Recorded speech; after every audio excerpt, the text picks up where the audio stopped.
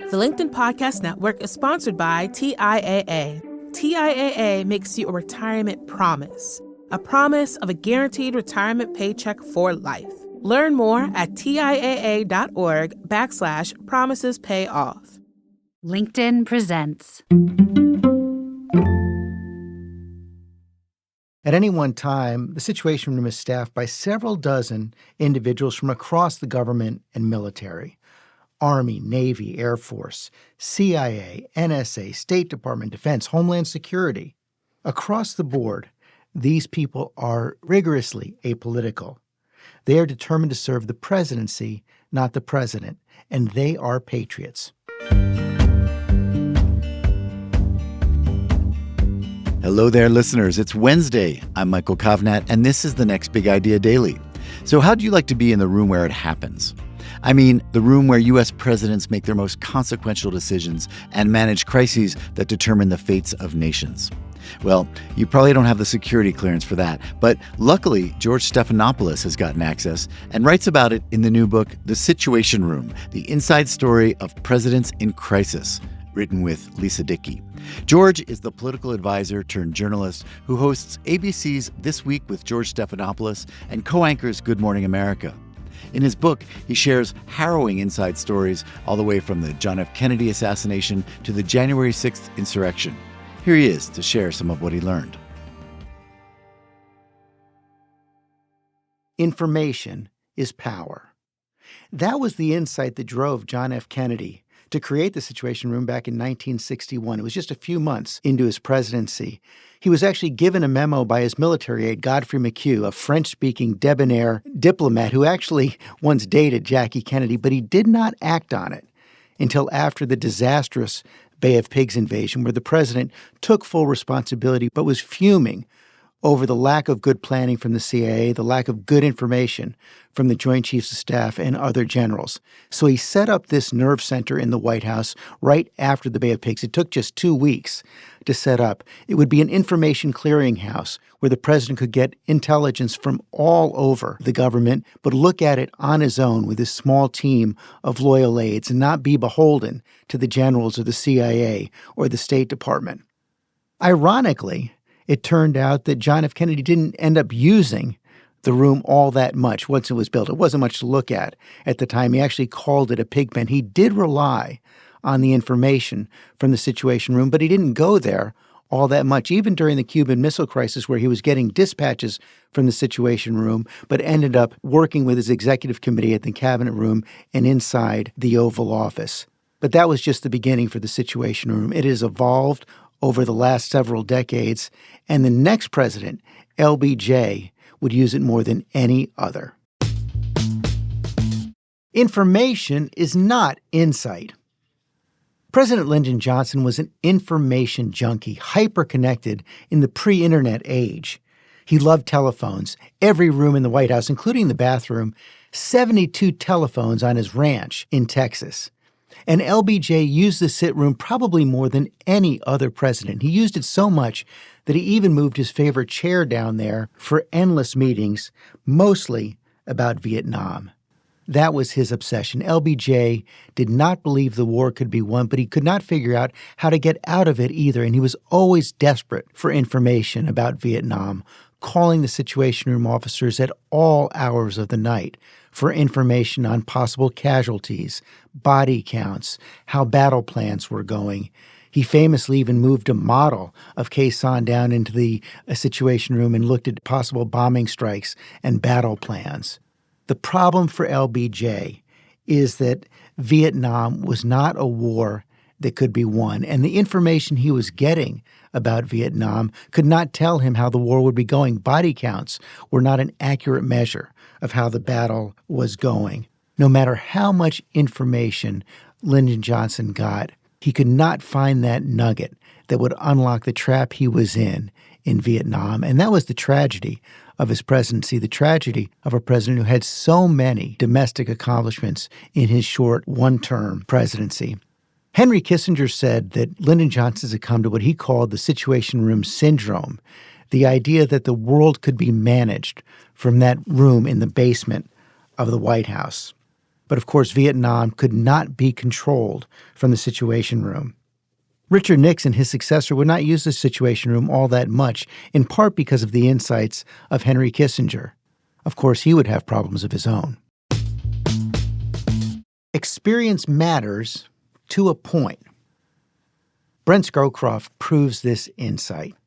Like the man he served as National Security Advisor, President George H.W. Bush, he trained as an Air Force fighter pilot, but then worked his way up through the military in a series of jobs, teaching at the Air Force Academy and West Point, serving on the Joint Chiefs of Staff. He first served in the White House as a military aide in the Nixon White House, then went on to become National Security Advisor to Gerald Ford, where he built up a strong relationship as well with President Bush, George H.W. Bush, who had served as ambassador to China and also head of the CIA. All that experience was brought to bear when he became National Security Advisor to President Bush during a time of tremendous change. And they managed with amazing skill both the fall of the Berlin Wall and the orchestration of the first war against Iraq. In fact, John Bolton, who went on to serve as National Security Advisor to President Trump, said that they were performing at the level of the 1927 Yankees. He had put together a team built on trust, based on his experience, that functioned at the absolute highest level. As the former chairman of the Joint Chiefs, Mark Milley, told me, Brent Scowcroft was the gold standard.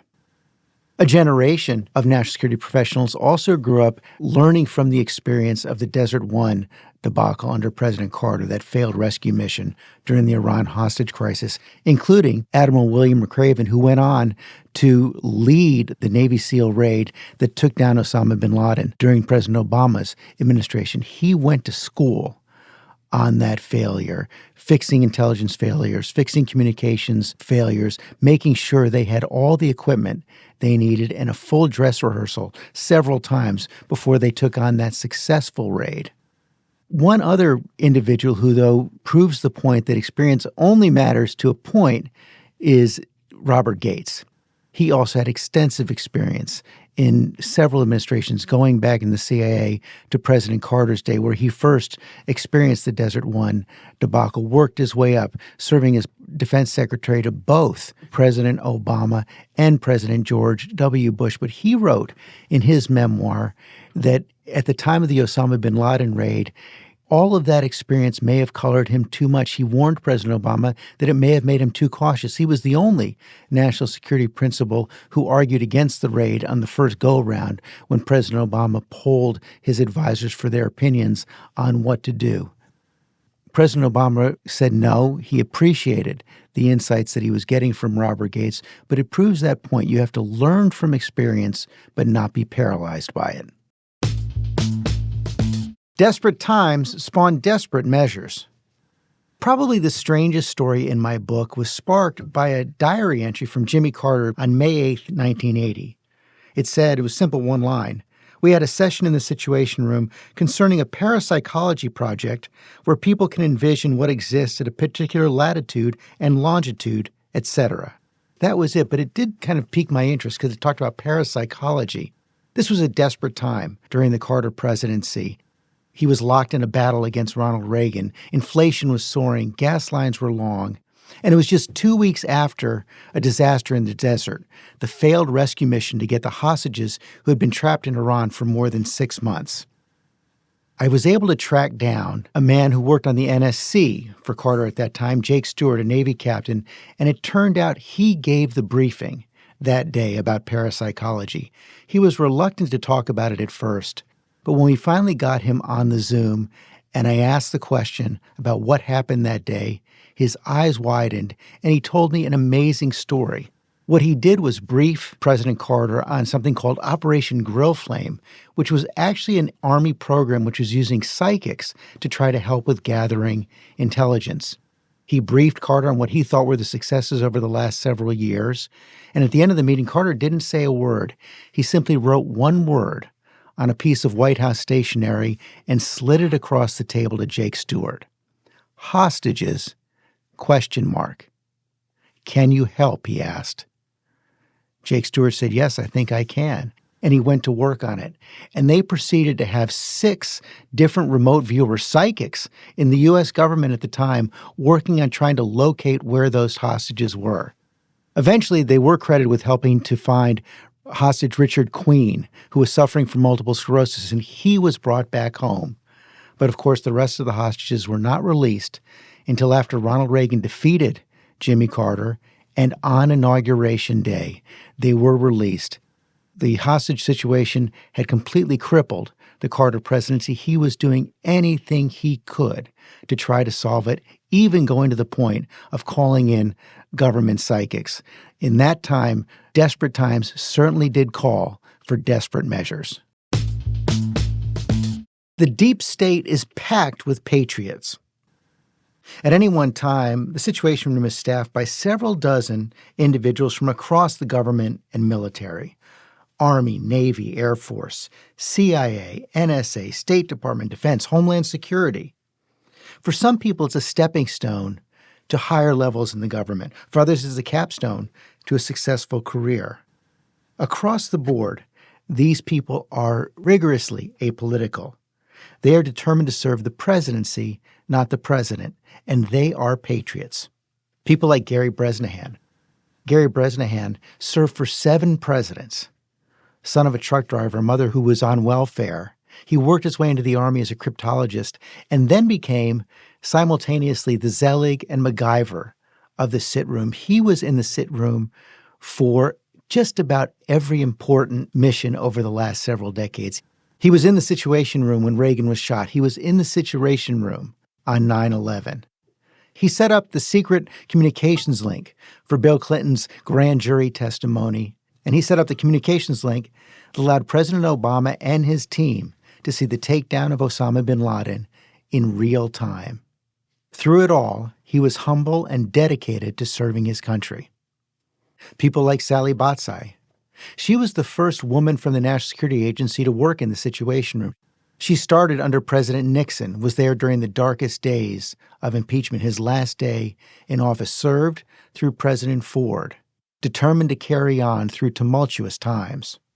Individuals like Ed Padinsky, a naval officer, he rushed to the Situation Room from his child's kindergarten classroom on 9/11 so he could be there on watch when the White House was under attack. He and several of his colleagues refused to leave even when they were told they had to evacuate because a plane or a missile could be coming straight for the White House. He served through those days, even though he lost several of his colleagues from the Pentagon, from the Naval Operations Office, who were actually attacked on 9/11. And he was on watch on the aircraft carrier when Osama bin Laden was given his final burial at sea. He said that gave a kind of closure to his experience, and he knew his colleagues from the Navy were there in spirit. Individuals like Mike Stiegler. For Mike Stiegler, working in the Situation Room was on his bucket list. He even wrote his master's thesis on the inside workings of the Situation Room. He turned out to be working in there on one of the most perilous days in the history of the Situation Room, January 6th. When the individuals inside the Situation Room were dealing with an insurrection inspired by the president in office at that time. Never before had this tension between serving the president and the presidency been tested like this. Stiegler talks about that day in hushed tones, about the moment when Vice President Pence was almost lost, about having to start to implement continuity of government operations, which would ensure the survival of the government, if indeed the insurrection was successful. He was back in the Situation Room the next day, determined to carry on. He was there on President Biden's first day, and I actually asked him if he was tempted to slip President Biden a note of good luck as he gave him his morning briefing. Mike Stiegler said, "No, we serve the presidency, not the president. We serve in silence." Generations of dedicated professionals have served in the Situation Room for the last 6 decades. It's my honor to tell their story. Okay, well, whoever our next president is, let's hope the Situation Room is staffed by steady hands. George's book is available wherever books are sold, and if you or someone you know is a fan of this kind of history and nonfiction, have a look at nextbigideaclub.com. You can find out about all we've got to offer, including our book subscription service, where we send you the best new nonfiction as chosen by our curators Malcolm Gladwell, Adam Grant, Dan Pink, and Susan Cain. Check it out at nextbigideaclub.com and use the code DAILY if you'd like a nice discount.